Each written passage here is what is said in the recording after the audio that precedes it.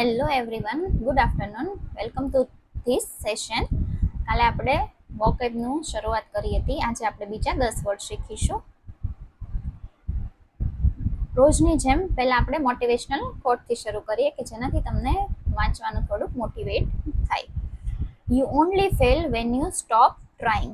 એટલે કે તમે ત્યારે જ ફેલ થાવ જ્યારે તમે ટ્રાય કરવાનું સ્ટોપ કરી લો. ગમે એ સિચ્યુએશન થાય, હંમેશા ટ્રાય કરવા માટે સ્ટોપ થવાનું નહીં.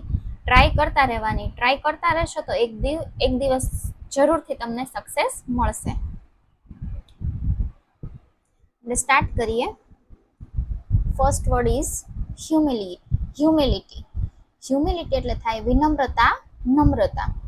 એનો મિનિંગ થાય અ મોડેસ્ટ વ્યૂ ઓફ વન્સ ઇમ્પોર્ટન્સ. એટલે કે પોતાના મહત્વનો એક નમ્ર દ્રષ્ટિકોણ. કે ઘણા બહુ જ નમ્ર હોય છે, બોલવામાં તે ઘણા ખૂબ જ નમ્ર હોય છે, એને કહેવાય હ્યુમિલિટી. સિનોનિયમ્સ એટલે સમાનાર્થી થાય છે મોડેસ્ટી એટલે કે નમ્રતા. એન્ટોનિયમ્સ એટલે કે વિરોધાર્થી થાય છે એરોગેન્સ, ઇગોટિઝમ. ઘણામાં ખૂબ ઈગો હોય, જેને વિનમ્ર હોય, જે વિનમ્ર ના હોય. એરોગન્સ એટલે ખૂબ ગુસ્સો કરતા હોય, જે વિનમ્ર ન હોય એ. એક્ઝામ્પલ જોઈએ કે his humility in the face of success was remarkable. એટલે કે સફળતા સામે તેની નમ્રતા નોંધપાત્ર છે. સેકન્ડ જોઈએ ટ્રિવિયલ. ટ્રિવિયલ એટલે કે તુચ્છ, મામૂલી, જેનું મહત્વ ના હોય એ. Of little value or importance, કે જેનું ખૂબ જ ઓછું ઇમ્પોર્ટન્ટ હોય, કે જેની ખૂબ જ ઓછું વેલ્યુ હોય, કે એ ઇમ્પોર્ટન્સ એટલે કે મહત્વ ના હોય કે ઓછું હોય, એને કહેવાય ટ્રિવિયલ. જેનું સિનોનિયમ્સ થાય છે ઇનસિગ્નિફિકન્ટ, પેટી એટલે કે જે મામૂલી હોવું, પેટી એટલે મામૂલી હોવું. એન્ટોનિયમ્સ એટલે વિરુદ્ધાર્થી થાય છે ક્રુશિયલ, ઇમ્પોર્ટન્ટ. ઇમ્પોર્ટન્ટ એટલે મહત્વ હોવું, ક્રુશિયલ એટલે કે મહત્વ હોવું. એક્ઝામ્પલ છે compare to her problems our problems seem trivial. એટલે કે આપણે તેણીના પ્રોબ્લેમ સાથે કમ્પેર કરીએ કે સરખાવીએ એની સાથે, તો આપણો પ્રોબ્લેમ ખૂબ જ તુચ્છ એટલે કે મામૂલી છે. એના પ્રોબ્લેમ વધારે છે, આપણો પ્રોબ્લેમ ખૂબ ઓછો છે, મહત્વનો નથી. Compare to Har problem. Next જોઈએ સ્પુરિયસ. સ્પુરિયસ એટલે કે કૃત્રિમ, બનાવટી. એનો મિનિંગ થાય છે not genuine, false or fake. એટલે કે જે જેન્યુઅન ના હોય, ખોટું હોય, ફેક હોય. સિનોનિમ થાય છે ડિસેપ્ટિવ એટલે કે કૃત્રિમ હોવું. અને વિરોધી થાય છે જેન્યુઅન, વેલિડ, ઓથેન્ટિક એટલે કે સાચું હોવું, જેન્યુઅન હોવું, વેલિડ હોવું. એક્ઝામ્પલ જોઈએ he made spurious claims about winning the lottery which were quickly proven false. એટલે કે તેમણે જે બનાવટી ક્લેમ કર્યો હતો કે એને લોટરી જીતી છે, એ થોડા ટાઈમમાં તે ફોલ્સ સાબિત થઈ ગઈ, એટલે કે ખોટી સાબિત થઈ ગઈ. નેક્સ્ટ જોઈએ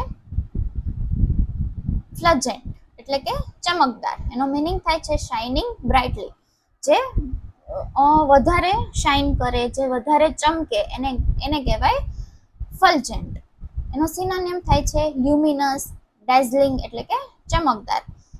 એન્ટોનિયમ્સ એટલે કે વિરોધી થાય છે ડલ, ડીમ, લેકલસ્ટર એટલે કે ડલ છે, ચમકદાર નથી, ઝાંખું છે, ડલ છે. એક્ઝામ્પલ છે કે the moon seemed as fulgent as the sun, કે સનની જેમ જ તે મૂન પણ ચમકદાર લાગે છે. નેક્સ્ટ જોઈએ બીટિફિક. બીટિફિક એટલે થાય ખૂબ આનંદિત. જે ખૂબ આનંદિત હોય, આનંદિત હોવું, એને કહેવાય બીટિફિક. એનો મિનિંગ થાય છે બ્લિસફુલી હેપી. જે ખૂબ હેપી હોય એને કહેવાય બીટિફિક. સિનોનિયમ એટલે કે સમાનાર્થી થાય છે જોયફુલ, સિરીન એટલે કે આનંદિત. એન્ટોનિયમ એટલે કે વિરોધાર્થી થાય છે કે સોરોફુલ એટલે કે દુઃખમાં હોવું, ટ્રબલ એટલે મુશ્કેલીમાં હોવું, મેલેન્ચોલિક. આ બધાના મિનિંગ થાય છે દુઃખમાં હોવું, આનંદિત ના હોવું. એનો એક્ઝામ્પલ છે કે she wore a beatific smile as she watched the sunset. જ્યારે તેને સનસેટ જોયો ત્યારે તેની સ્માઇલ ખૂબ આનંદિત લાગતી હતી.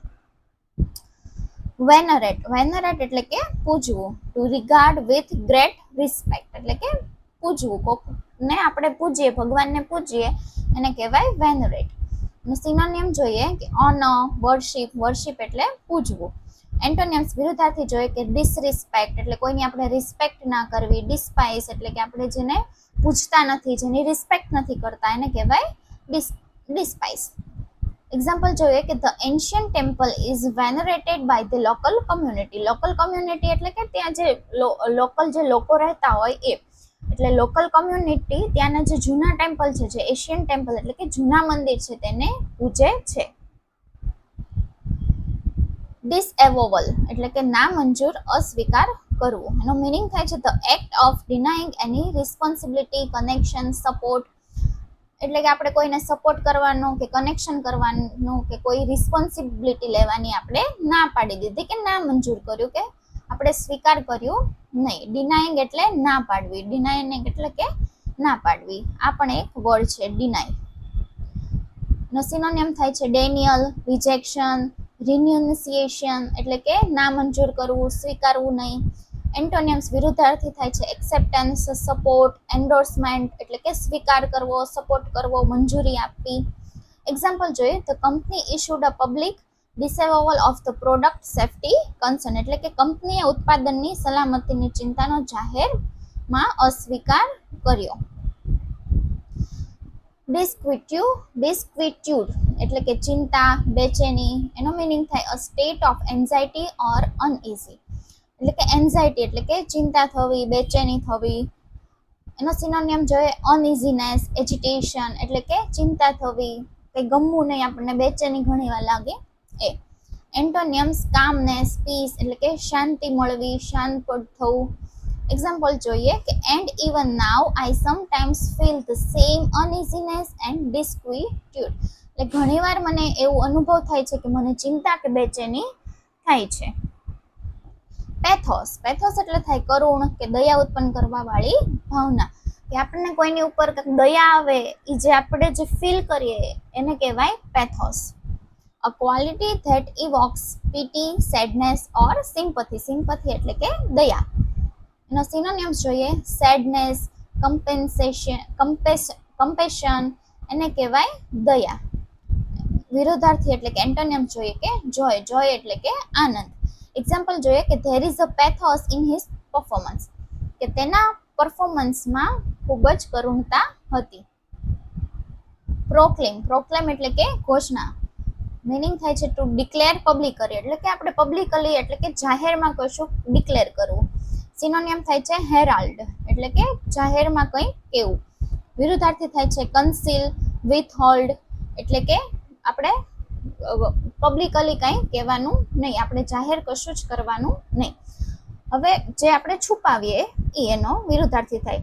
હવે કન્સીલનું હું તમને એક યાદ રાખવા માટે કહું, ગર્લ્સ છે એ મારી યાર વધુ રિલેટ કરી શકશે કેમ કે એને મેકઅપમાં વધારે ખબર પડતી હોય. હવે એક મેકઅપની એક પ્રોડક્ટ છે કે કન્સીલર.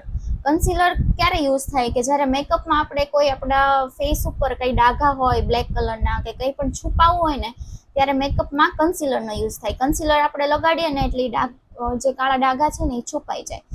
એ ઉપરથી આ વર્ડ આવ્યો, એ ઉપરથી આ કન્સીલ યાદ રાખવાનું કે કન્સીલ એટલે કે પ્રાઇવેટલી છુપાવવું એમ કે પ્રાઇવેટલી. એનો એક્ઝામ્પલ જોઈએ કે he proclaimed his love for her in a poem કે તેણે તેની પોયમ એટલે કે કવિતામાં તેનો પ્રેમની ઘોષણા કરી. ચલો thank you, that's it from my side. આ પાઠશાળા મારી ટેલિગ્રામ ચેનલ છે, તમારે આ વર્ડ્સની પીડીએફ જોતી હોય તો આ ટેલિગ્રામ ચેનલ જોઈન્ટ કરી લેજો પાઠશાળા, જેમાં તમને આ પીડીએફ મળી જશે.